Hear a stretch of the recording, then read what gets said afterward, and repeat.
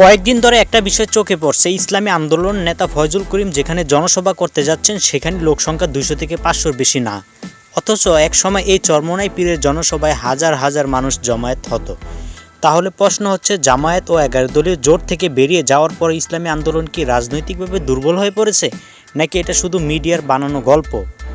আবার চরমোনাই পীর নিজেই বলেছেন, আমাদের 143 আসনে এ গ্রেড প্রার্থী আছে, আমরা একক নির্বাচন করব।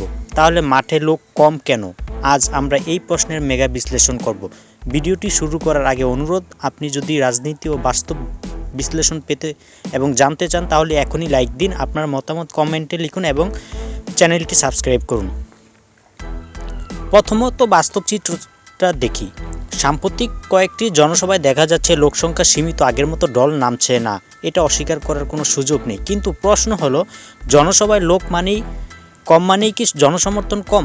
বাংলাদেশের রাজনীতি জনসভা সবসময় শক্তির একমাত্র মাপকাঠি নয়। অনেক সময় পরিস্থিতি, নিরাপত্তা, এমনকি রাজনৈতিক কৌশলের পেছনে কাজ করে।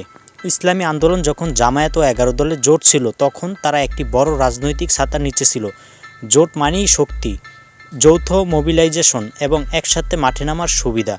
জোট থেকে বেরিয়ে যাওয়ার পর ইসলামী আন্দোলন এখন একাই লড়াই করছে, আর একা লড়াই করলে মাঠে লোক জড়ো করা যে কঠিন হয়ে যায়, এটা রাজনৈতিকই বাস্তবতা।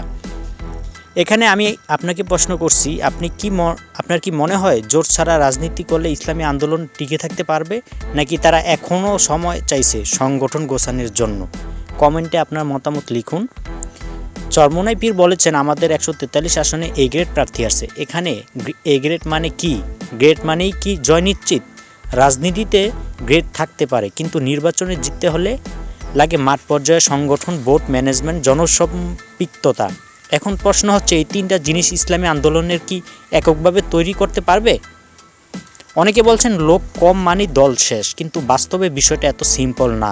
অনেক দল আছে যারা এখনও চুপচাপভাবে কাজ করছে, নির্বাচনের কাছাকাছি গিয়ে হঠাৎ অ্যাক্টিভ হয়।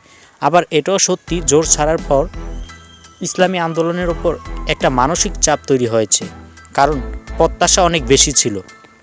আগামী দিনে তিনটা সম্ভাবনা দেখা যাচ্ছে। 1, ইসলামী আন্দোলন ধীরে ধীরে মাঠ গোছাবে, লোক বাড়াবে।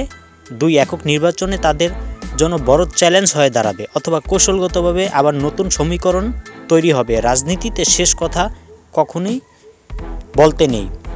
সব মিলিয়ে বলা যায়, জনসভায় লোক কম দেখা যাচ্ছে, এটা সত্য। জোর ছাড়ার পর চাপ তৈরি হয়েছে, এটাও সত্য। কিন্তু একে এখনই পতন বলা ঠিক হবে না। ইসলামী আন্দোলনের সামনে এখন সবচেয়ে বড় পরীক্ষা একক রাজনীতিতে নিজেদের প্রমাণ করা। সময় বলবে এই সিদ্ধান্ত তাদের জন্য আশীর্বাদ হবে না সবচেয়ে বড় ঝুঁকি। ভিডিওটি ভালো লাগলে লাইক দিন, আপনার মতামত কমেন্টে লিখুন, আর এমন ভিডিও পেতে চ্যানেলটি এখনই সাবস্ক্রাইব করুন।